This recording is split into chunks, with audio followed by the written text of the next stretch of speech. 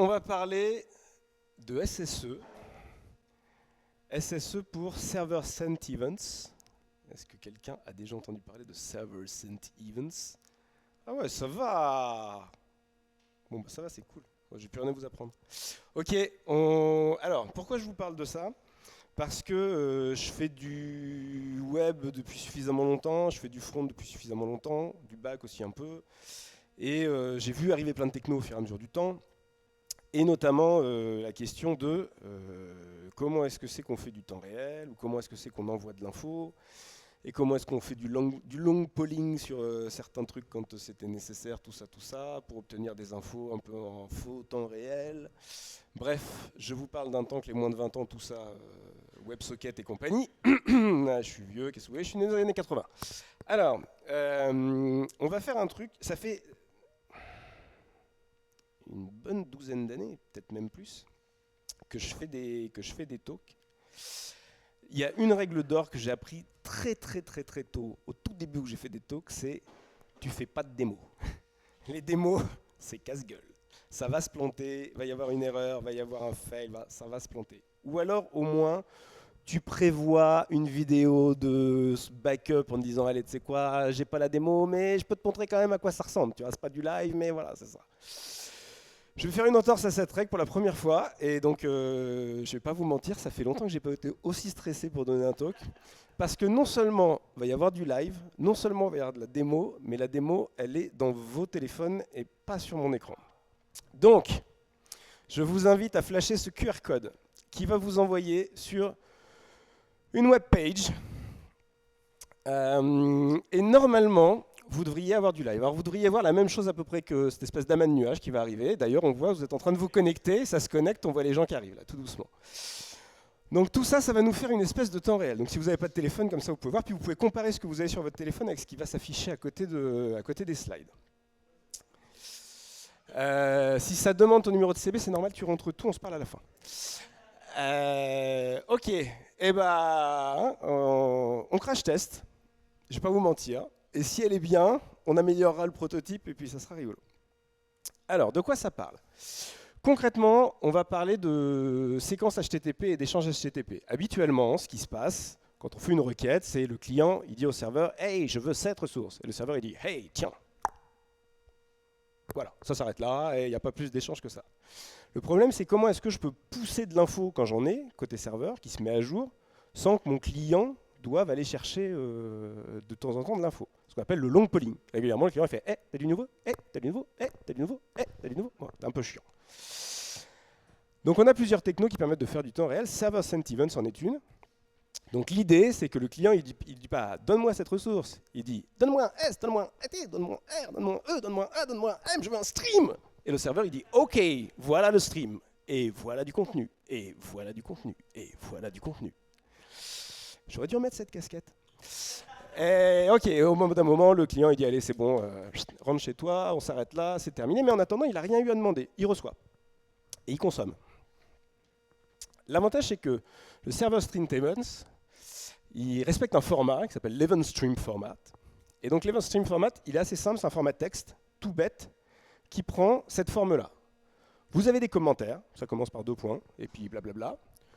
Vous pouvez pousser de la data, qui est en fait un format texte, donc ça commence par data 2 points, votre format. Vous pouvez avoir du multiligne dans la data, c'est-à-dire que si vous faites du multiligne, tout ça est agrégé, concaténé dans le payload qui est reçu, après vous en faites ce que vous voulez. Et donc comme c'est un format texte, tout simple, vous pouvez le traiter, vous pouvez pousser du JSON, stringifié, que vous parsez côté client pour pouvoir récupérer un objet manipulable, mais en tout cas vous pouvez sérialiser du JSON comme ça. Et puis comme c'est un peu limite ce qu'on arrive à pousser dans ces cas-là, eh ben, on peut aussi pousser des events en même temps. Donc on donne un nom à votre événement, et comme ça, ça vous permet de catégoriser, de dire bah, tiens, ça c'est un event de type utilisateur créé, je lui passe un payload qui va avec, ou je passe un user message, etc. Et quand vous voulez du vrai, de la vraie résilience, vous pouvez aussi pousser un ID qui est à votre discrétion, vous faites ce que vous voulez. Moi j'utilise des UID, comme ça c'est plus simple. Et donc quand votre client reprend, il regarde quel est le dernier UID où il s'est arrêté, il reprend son stream à partir de là. Ce qui est très pratique pour pouvoir avoir du marquage dans le temps et du suivi dans le temps. Alors côté client, comment ça va s'utiliser ? Et ben concrètement, vous allez ouvrir une event source en JS, donc vous pointez vers une URL où il y a le stream, ça va démarrer le stream, et après, c'est le truc JS le plus con du monde, c'est du add event listener. Donc j'écoute un événement, si j'ai un événement non nommé, qui est juste un data, quelque chose, et que j'ai juste un payload, c'est un événement de type message, lambda, strict, il n'y a pas plus d'infos. Et si vous poussez des événements custom, en poussant un event 2 points, et ben vous pouvez mapper sur cet événement et dire quand tu reçois cet événement particulier, voilà ce que tu fais avec. Et là, par exemple, je peux console loguer et je parse mon payload de façon à désérialiser mon payload et puis hop, je récupère la bonne donnée qui va bien et puis voilà. Est-ce que c'est pas un peu cool tout ça? Ça marche toujours sur vos téléphones là? Oh putain, c'est génial. Alors, qu'est-ce qui s'est passé exactement? Qu'est-ce qu'on vient de voir? Concrètement, je vous pousse des événements dans cette page web depuis tout à l'heure. Et quand je vous pousse des événements dans cette page web, votre page web réagit. Et en fonction de l'événement que je pousse, soit vous avez un contenu un peu random qui apparaît, un dieu grec avec un thème qui change. Vous pouvez avoir des dieux grecs avec des thèmes différents en fonction de là où vous vous trouvez, etc. Je peux aussi forcer le personnage. Là, j'ai forcé Zeus. Normalement, vous devez tous avoir Zeus sur votre téléphone. Et donc concrètement, qu'est-ce qui est réellement là en train de se passer techniquement dans cette pièce entre nous? Il y a une vibe un peu, une communication qui se fait, quelque chose. En gros, la stack, c'est ça. J'ai 3 usual suspects dans l'histoire. J'ai une stack côté serveur. J'ai un broker, c'est du RabbitMQ. Pourquoi? Parce que je l'avais sous la main et que c'était pratique, mais vous pouvez faire un peu ce que vous voulez. Et puis j'ai un event stream server, qui est un petit serveur bun. Goose, celle-là, elle est pour toi. Et donc, pourquoi ce petit serveur bun? Parce que j'avais jamais fait de bun, que c'était marrant d'essayer, et qu'en plus, c'est pratique pour faire du HTTP. Et parce qu'il y a un petit serveur intégré. Et donc, voilà, je fais un petit serveur. Et donc, qu'est-ce que je fais? Eh ben, j'ai une route qui me déclare mon stream, dans lequel il y aura mon event stream format. Et puis, en gros, c'est juste un readable stream. Et puis, voilà, j'envoie mon contenu régulièrement là-dedans. Donc, en fait, je vais consommer mon RabbitMQ avec les bons headers qui vont bien. Donc je lui dis bien que c'est du text event stream que je retourne. Je ne le cache pas surtout, je ne le cache pas, c'est du stream. Et puis voilà. Et donc concrètement, dans la stack d'échange, ça fait quoi? Le client dit au serveur, allez, donne-moi ce stream. Le serveur, en même temps, il s'adresse au broker, il dit, ok, je vais consommer les messages en provenance du broker, attention parce que j'ai un stream à alimenter. Il renvoie un message au client en disant, ok, c'est bon, voilà, le stream va démarrer, accroche-toi à ton fauteuil. Et puis chaque fois que le broker renvoie un message au bun server, ou en tout cas chaque fois que le bun server il consomme le message en provenance du broker, il traite ce message, il reformule un peu certains éléments, il remap un peu, il reconstruit un peu le payload, et il balance ce payload dans l'event stream format de façon un peu standard. Donc en gros, il balance une commande et un payload qui est associé à ça. Ça, c'est la partie serveur. Côté client, côté consommateur, qu'est-ce qui se passe? Eh ben, je vais avoir un service worker.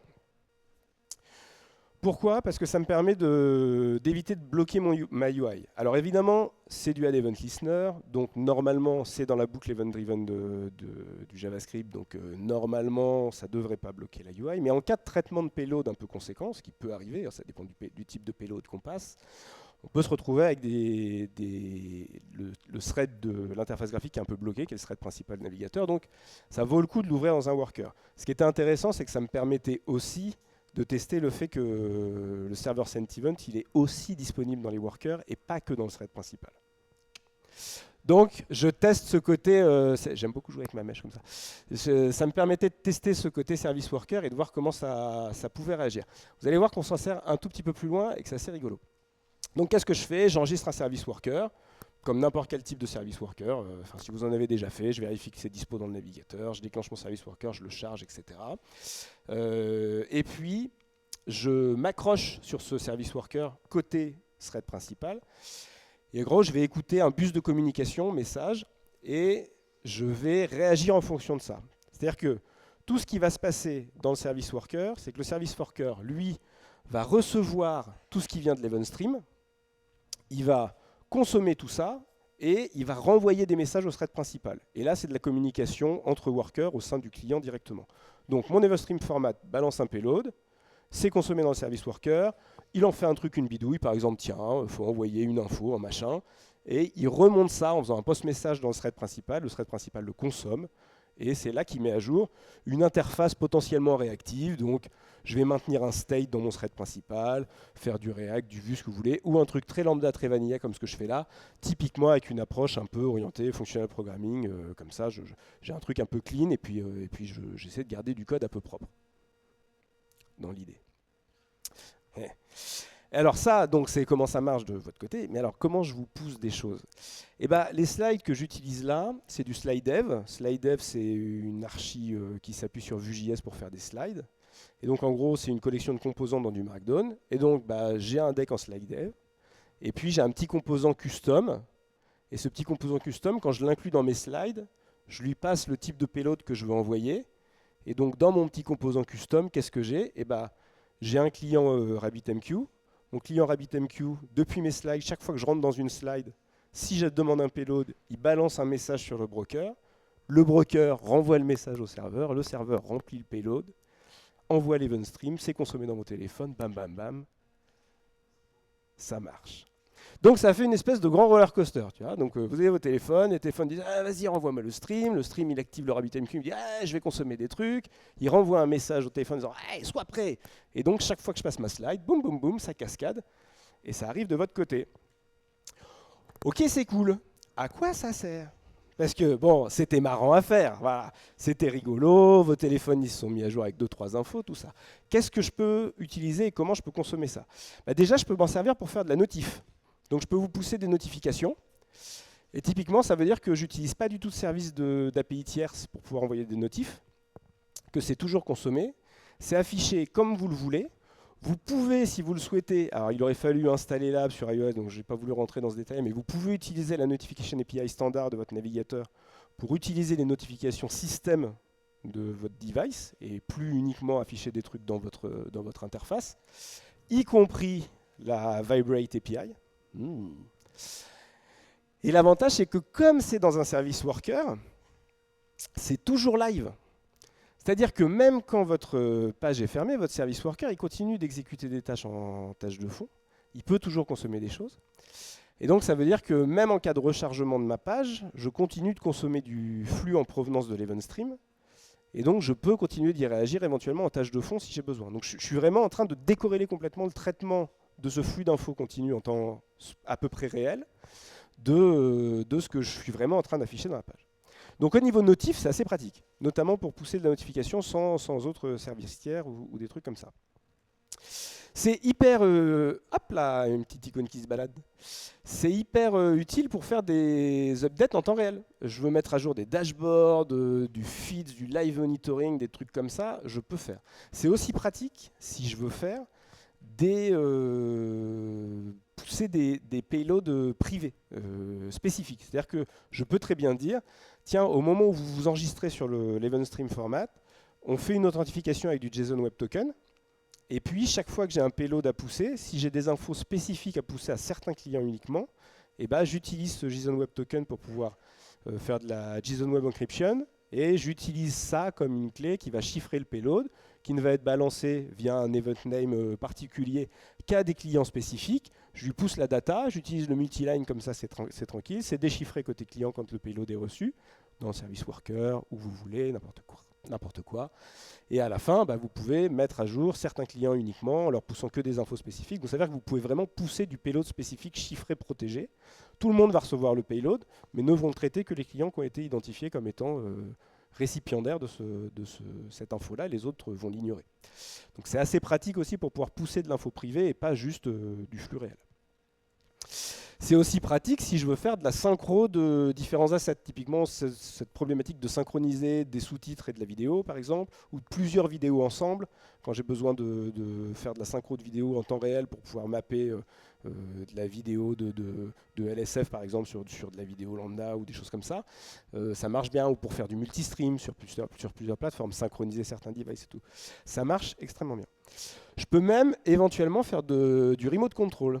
Là, par exemple, c'est Charon. Charon, c'est les morts. Et là, d'un seul coup, boom, restarted. En gros, qu'est-ce qui s'est passé? J'ai envoyé une commande qui a indiqué à la page, maintenant tu te recharges. Et normalement, tous vos téléphones ont rechargé la page d'un seul coup. Et vous êtes tous revenus au point de départ. Donc, vous pouvez aussi avoir du remote control à partir du moment où votre client le permet. Et donc, d'assez loin, vous pouvez balancer des commandes et faire une espèce de RPC-like directement via des payloads que vous balancez en temps réel dans vos différents clients. C'est aussi possible de l'utiliser comme ça, ce qui est plutôt cool. Qu'est-ce qui se passe maintenant en termes de chaos testing?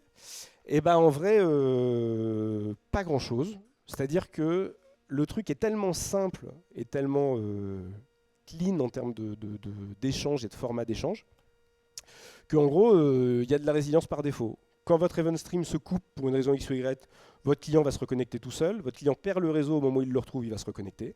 Donc vous n'avez rien à faire. Il perd le stream, il le récupère. Si vous balancez des event ID, il est capable de s'appuyer sur l'event ID pour pouvoir remonter le flux d'infos et rejouer tout ce qu'il n'a pas à rejouer. Donc vous pouvez même renvoyer d'anciens messages. Il ne rejouera pas 2 fois les messages s'il les a déjà reçus. Donc vraiment, le truc est conçu par défaut pour être ultra résistant. Et c'est 1000 fois plus simple que d'autres technos. Donc pourquoi l'utiliser? Parce que essentiellement, c'est intéressant, mais bon, c'est pas non plus, c'est pas du bidirectionnel par exemple. Ça ne remplacera pas WebSocket. WebSocket c'est hyper intéressant quand tu as besoin de faire de l'échange client-serveur, serveur-client et que c'est du temps réel en permanence.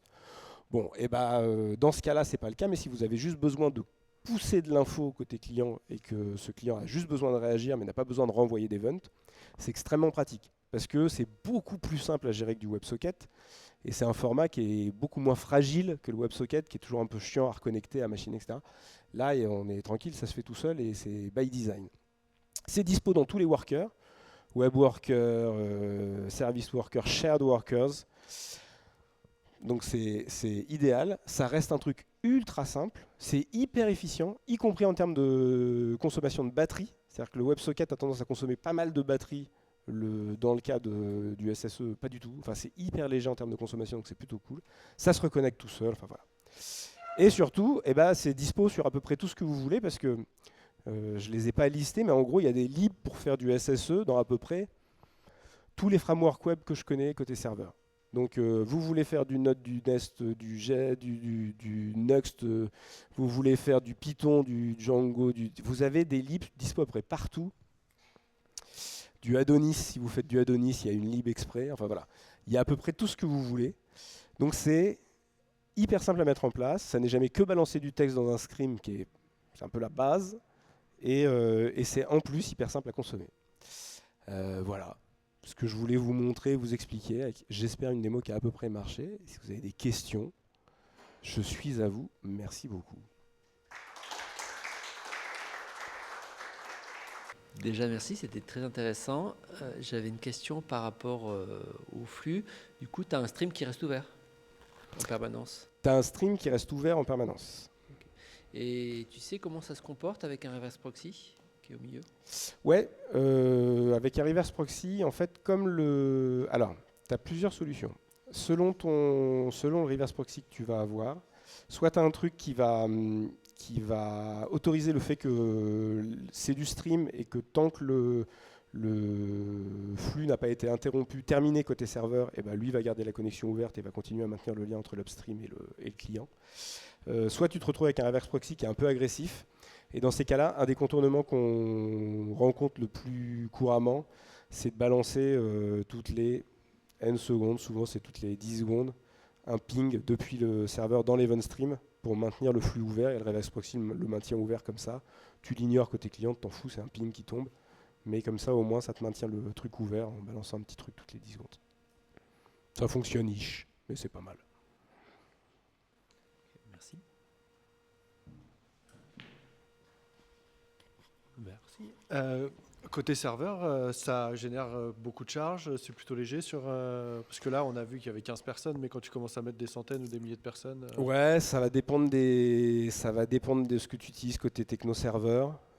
Typiquement sur le petit serveur HTTP BunSH, il est capable de manger vraiment alors je ne vais pas dire de bêtises, j'ai pas le nombre en tête, mais vraiment un très grand nombre de connexions simultanées. Donc lui, il peut gérer sans trop de soucis l'ouverture de flux.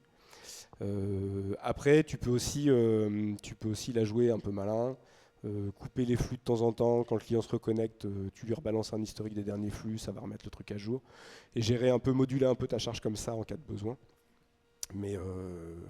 Mais ça consomme pas grand-chose parce que c'est jamais que envoyer du texte de temps en temps. Donc c'est pas tellement de la charge en termes de CPU ou de RAM. C'est plus le nombre de connexions simultanées que ton serveur est capable de prendre avant de plus réussir à les traiter. Mais bon, comme en vrai il fait pas grand-chose, souvent il arrive à avoir quand même une bonne range avant de se casser la gueule, quoi.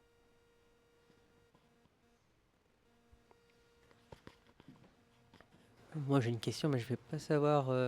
Je suis pas sûr que tu vas pouvoir y répondre. Il y a pas longtemps, j'ai joué justement avec les serveurs Sentiment. Le problème, c'est qu'il y a des données assez sensibles qui peuvent transiter vers le client. Et j'ai rencontré une limitation qui est un peu ennuyante, qui est qu'il supporte pas du tout le bearer token pour s'authentifier. Est-ce que tu as déjà eu le problème et ça m'intéresse de savoir comment tu l'as contourné. Nous, on l'a fait avec des streams pour le moment, mais... Ouais, pour moi, le plus simple, je te dis, enfin, ouais, à mon sens, le plus simple, c'est de passer vraiment par du JSON Web Token. Au moment où ton client s'authentifie, tu ouvres la session côté serveur avec un échange de Web Token. Et à partir du moment où il demande le stream, bah, c'est lié à la session de l'utilisateur. Donc tu réutilises ce token pour pouvoir chiffrer les payloads que tu envoies. Et là, normalement, tu n'as pas de souci. Normalement, ça tient bien la charge et il n'y a pas trop de difficultés. Mais ouais, ça marche pas mal là-dessus.